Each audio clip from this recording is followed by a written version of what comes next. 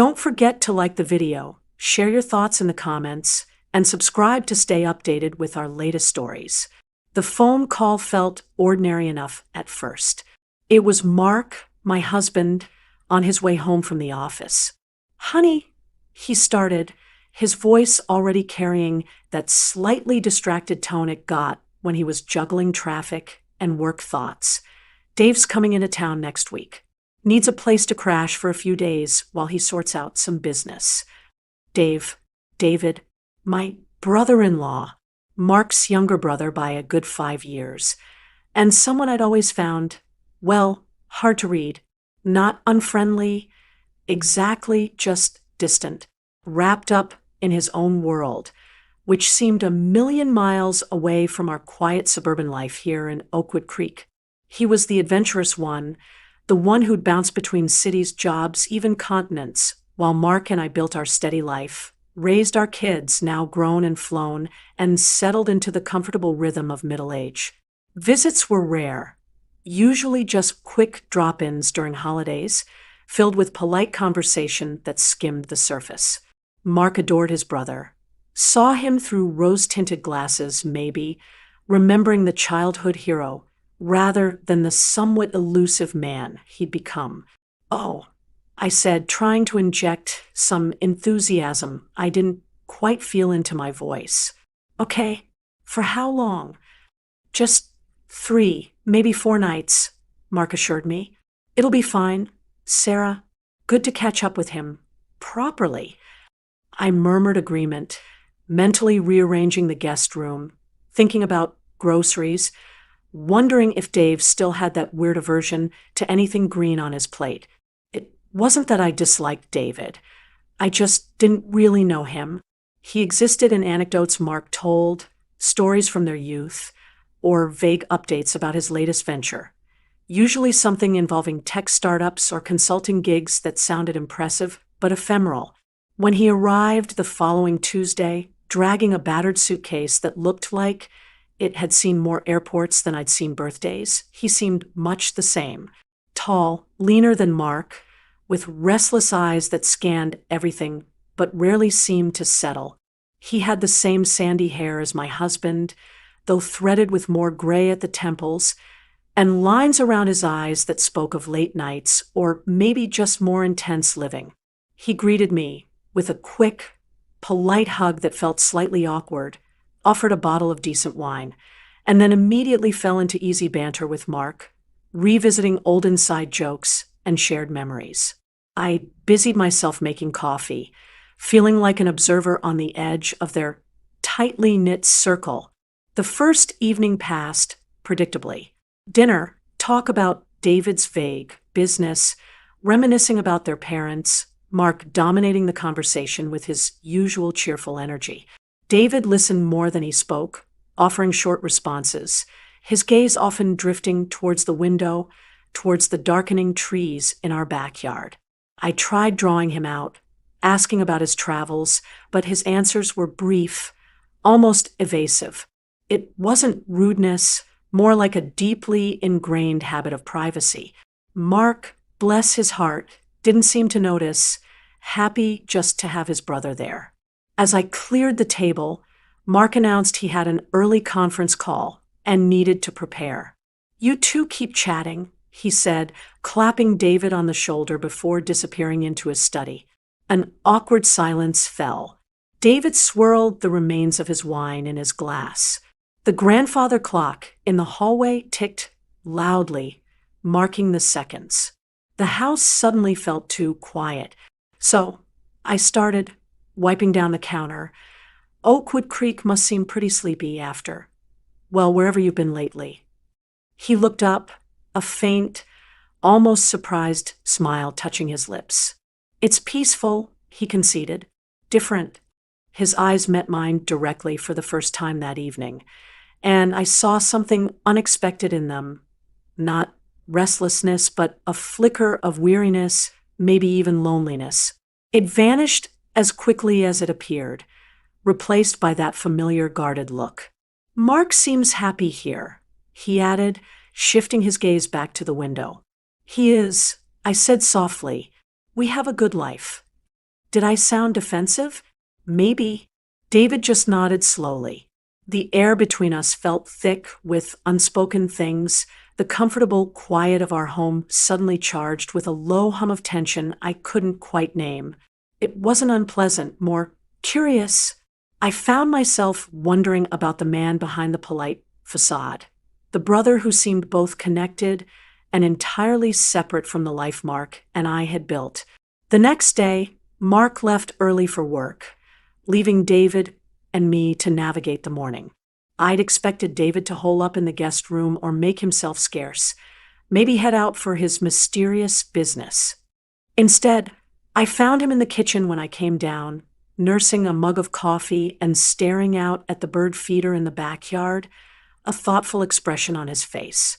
He'd already made a fresh pot, a small gesture, but somehow surprising. "Morning," I said, pouring myself a cup. "Sleep okay?" "Like a log," he replied, turning from the window. "Your guest bed is dangerously comfortable." He smiled, a genuine smile this time, and it changed his whole face, softening the lines. "Glad to hear it." I laughed lightly. "Help yourself to breakfast. There's cereal, yogurt, fruit. Coffee's perfect for now." "Thanks," he said. We drank our coffee in a companionable silence for a few minutes. The morning sun streamed through the kitchen window, catching the dust motes dancing in the air. It felt less awkward than the night before. "So," he said eventually, leaning against the counter, "what does a typical day look like for Sarah when Mark's off slaying corporate dragons?" The question surprised me. Mark usually described my life, my part-time job at the library, my book club, my gardening in broad, affectionate strokes, but David's question felt more direct, more genuinely inquisitive. "Oh, I began a little flustered. Tuesdays are library days. Today, today I was planning on tackling the rose bushes before they get completely out of hand." David's eyebrows lifted. "Roses? You're a gardener?" "Trying to be," I admitted with a self-deprecating shrug. "They fight back more than you'd think." He chuckled, a warm, pleasant sound. "My landlady in Seattle had prize-winning roses. She used to talk to them, swore it helped. I might have to try that." I mused, though I suspect my neighbors already think I'm a bit odd. Unexpectedly, he asked, "Mind if I see them? The roses, I mean." And even more unexpectedly, I found myself saying, "Not at all. Grab your coffee." We wandered out into the cool morning air. Our backyard isn't huge, but it's my sanctuary. I pointed out the different varieties, explained my ongoing battle with black spot, the triumph of a particularly vibrant bloom. David listened attentively, asking questions that showed he was actually paying attention, not just being polite. He noticed the small stone gargoyle tucked under the Japanese maple, the wind chimes I'd hung from the porch eaves. He didn't just see a garden, he seemed to see the care I poured into it. He talked a little about the rooftop garden project he'd briefly been involved with in Vancouver, the challenges of urban planting. It wasn't the guarded conversation of the previous night. He was opening up just a little, sharing fragments of his own experiences. We ended up spending most of the morning out there, pulling weeds side by side, trimming back the deadwood on the climbers. He had a surprising knack for it, his movements deft and careful. We talked about books we'd read, places we'd traveled, his extensive, mine less so but cherished, the changing seasons. It was easy, comfortable. The subtle tension from the night before had dissolved, replaced by a gentle curiosity. I saw glimpses of the man Mark knew, the thoughtful observer, the quiet intelligence, but also facets Mark perhaps didn't see or didn't mention. There was a pensiveness about him, a hint of searching that resonated with a part of me I didn't often acknowledge. When we finally came inside for lunch, leaving a pile of clippings by the compost bin, I felt a sense of connection that caught me off guard. It wasn't romantic or flirtatious. Nothing like that. It was simpler, quieter, the pleasant surprise of discovering an unexpected kinship with someone I'd barely known. As we ate sandwiches at the kitchen table, the silence felt natural now, punctuated only by the ticking clock and the distant hum of a lawnmower. I realized I hadn't thought about Mark or my library shift or anything else for hours. I'd just been present, enjoying the quiet company, the shared task, the unfolding conversation. David looked up from his sandwich, catching my eye. "This is nice," he said simply, and I knew he didn't just mean the food or the garden. He meant the quiet, the connection, the unexpected ease between us. And I had to agree. It was nice. Very nice indeed. That evening, Mark came home buzzing about a successful meeting, full of plans for a weekend barbecue he wanted to host. He launched into logistics, oblivious to the subtle shift that had occurred during the day. David retreated slightly, letting Mark take center stage, offering quiet contributions, but largely observing again. I found myself watching David, noticing the way his gaze lingered on Mark's enthusiastic gestures, a complex mix of affection and something else, wistfulness, in his eyes. After dinner, Mark got absorbed in a phone call with one of our kids, discussing travel plans for the holidays. David had picked up one of the books from my book club pile, a novel about navigating midlife changes, and was leafing through it near the fireplace. I was ostensibly reading the newspaper, but my attention kept drifting. The comfortable quiet of the morning felt distant now, replaced by the familiar domestic bustle. "He never stops, does he?" David commented softly, glancing towards Mark, who was pacing in the hallway, deep in conversation. "He has a lot of energy," I agreed, folding the paper. "Always has." "It's good," David said, though his tone was flat. He closed the book and placed it carefully back on the stack. "He seems settled, knows what he wants." There was an undercurrent I couldn't quite decipher. Was it admiration? Envy? He walked over to the window, looking out into the darkness again, much like the first night. The reflection showed his face, etched with shadows from the dim lamp beside me. "Is it enough?" he asked, so quietly I wasn't sure I'd heard him right. His back was still to me. "Is what enough?" I asked, my voice equally low. He turned, his expression open, vulnerable in a way I hadn't seen before. The careful mask was gone. This life, the routine, the predictability, knowing what tomorrow brings. Is it fulfilling? Deep down, the question hung in the air between us, shockingly direct. It wasn't accusatory, just raw curiosity, perhaps tinged with his own uncertainty. It touched a nerve, a question I occasionally asked myself in the quiet hours but rarely voiced. I hesitated, unsure how to answer or how much truth to offer. Mark's voice drifted in from the hall, loud and cheerful. David's gaze met mine, searching. Sometimes, I admitted, my voice barely a whisper.